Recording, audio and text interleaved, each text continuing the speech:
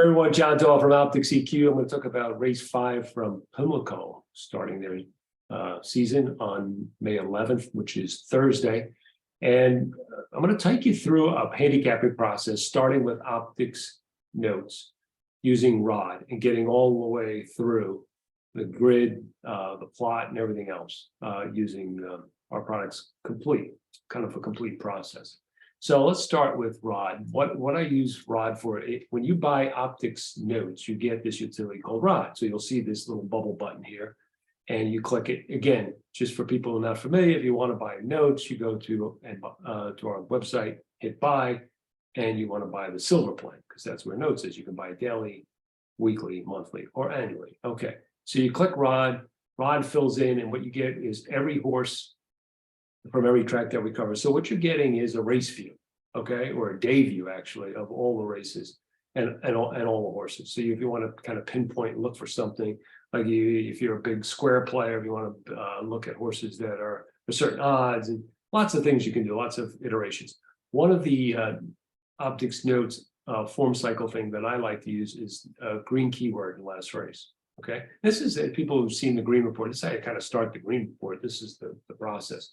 So click green keyword in the last race, and what it does, it filters all those races and horses down to 19 that fit that criteria. I typically even look at things, and you can look at odds here, anything between 5 and 10 to 1 or whatever, if you want to do that. If you want to just do everything that's above 4 to 1, you can do that by just going greater than or equal to 4 to 1. And that's usually my criteria. Anything that's greater than or equal to 4 to 1 is the way I like to play this. Okay. And you see the list there. Okay. So the next step I do is just basically I go down the list. Some I don't even bother clicking in and drilling down anymore, because, for example, if you have a horse that's got a turf projection is a green keyword, so you want to act on it. Then if the horse is running on dirt, you'll pass this one. Get it? And so those that's an example. So you just kind of go down. You can click the plot on any one of these by just clicking OP, the little circle, and you get the plot for that race. And you can start your handicapping there, or you can do it any other way, which way you can go back out and select the race that you have here. But I just think it's so cool that everything is so connected that you don't have to do that. So as I went down the list, I didn't go down all of the list, but I did find something that was a little bit interesting to me, and I wanted to kind of focus on this horse because I kind of took this one to the next step. And this is, if I was doing the green report, this is the horse I would include in that green report. The number 10, Isabella in race 5 at Pimlico. So I'm going to click the plot on this horse. Now this horse had a green keyword in his last race, and if you go over to the chart here again, the green keyword was kickback. Kickback is a very important keyword because it is been used for like 4.5 years now. And overall, this has shown ROI just on its own. So that's an incredible feat with no handicap. So if you bet any horse next out that had a green kickback word, you would show a profit for you. Now, again, it's a sample size. It's not a small sample size, but I'm just saying there's not a lot of opportunities. This happens to be one of them. Okay, so now this horse got kickback on the dirt, because that's where you get kickback, is shifting off to the turf. So we need to understand, can this horse handle turf too? But 10 to 1, and we got to see if the other things, does this horse fit on class and all the rest of the other criteria, right? Just getting a green keyword doesn't mean much. It just gives us an indicator of maybe a potential horse could be overlooked because of that reason. Okay, so let's look at the plot. This horse plots in quadrant 1 on standard square. Can't get much better than that. And then look at this huge square in surface distance. So this is routing on the turf. There's no horse here that, other than the 12 with a small square way down, no other horse that could match, in the 8, I guess, too. It can match with the 10's late pace. Okay, it looks like the 1 may have an early pace advantage on the turf, maybe, but the 10 looks like you want to be playing these closers on the turf. This horse has a big square, so that's a positive. Now, if you want to just kind of look, first blush, and you don't want to spend a lot of time, you're in a rush, and you just want to handicap this race, you want to play on the green keyword, but you're not sure about other things. Another thing to do is go down to summary here and just see how the horse lines up on pace, speed, and class. And you can see the 10 lines up nicely on pace, as we talked about. It's got a great plot. Speed, it handles himself right, a little bit above the line, a little bit above average, and class right at the line, a little bit, a little bit above. So class, speed, this horse fits, and so there's no concerns about this horse not being in the right spot per se. Okay, so now we want to go a little bit deeper into his form cycle. So what do? We click the grid button here, and we get to the grid. Okay, so we get to the grid.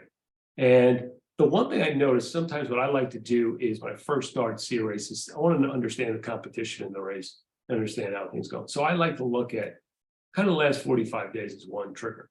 So I said, who's running the last 45 days and how have they done?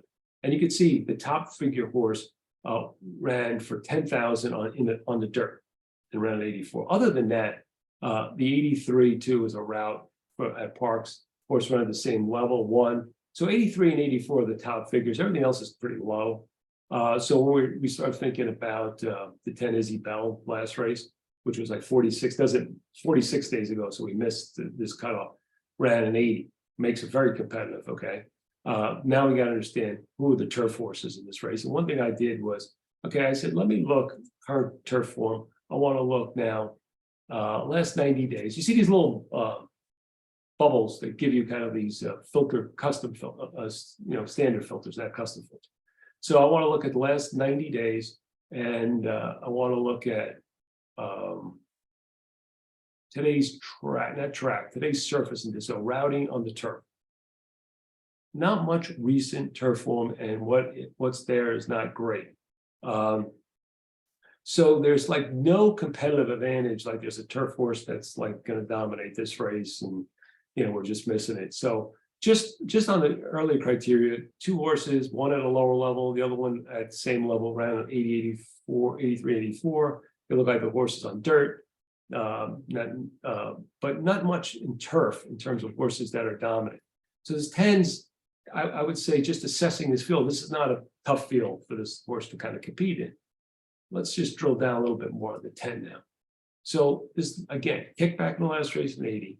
And let's just go back in this horse's form. This horse was kind of started off synthetic, around 73, 64, improved on off the turf in the slop, 78, 68, and then moved to the turf and improved figures, 80, 81. Two good races. One cheaper race, non-level 2, and then but one moved up to an optional claimer. So that's a good sign. Both 2-turn races. Then they stuck him in with the lines, around a 74, went against non-graded stakes race. Not the right race for this horse. Horse comes back, duels, lacks room on the dirt, sprinting. Maybe that's not really exactly what this horse wants to do. Against the flow the next time, so another kind of excuse. And then a win, dropped in there, and this horse won, and won with a B+. So a good race, going 6 furlongs, gallop out plus. Again, indicating this horse probably wants longer. You can see we got a stretch coming up here. Then trouble in the next race, and then a stretch out, a negative race, and then a stretch, considering moving up in class. 74 the next time, 6th. So not really improving a lot on dirt. And then wins the race and comes right back. And the only reason I forgive this turf race here is because it's 15 days. I think what I'm finding in this horse's form is that this horse doesn't like to run back too quick. I think this horse needs a little time between races, seems to run better. Got a lot of time between this race, caught mud, don't know if that horse liked it or not, came back and went off a 112-day layoff. Came back again, I think too quick, 21 days, didn't run well, but then came back around this race where they got kicked back, where he ran really pretty well. And so he gets another 46 days. He's proven on the turf, doesn't face a big field, plots well. He's got that kickback in the last race, so projecting a big number move up. Izzy Bell is 10-1 in the morning line, lots to like, and that's the horse we want to kind of maybe key around. Again, let's hope this race stays on the turf, and let's hope we get a good odds come post time on Izzy Bella in Pimlico, race 5 and opening day at Pimlico for this year. Okay, So that's it. Shows you how to kind of take notes, keywords, and kind of convert it all the way through the handicapping process. I hope you liked it. We'll be doing more of these. And if you're interested in this, get on our OptixEQ stream. That's our YouTube channel. Subscribe, and more videos like this will be coming out. I'm getting back into the kind of educational usage application of notes. I got some time now, so enjoy. Take it easy.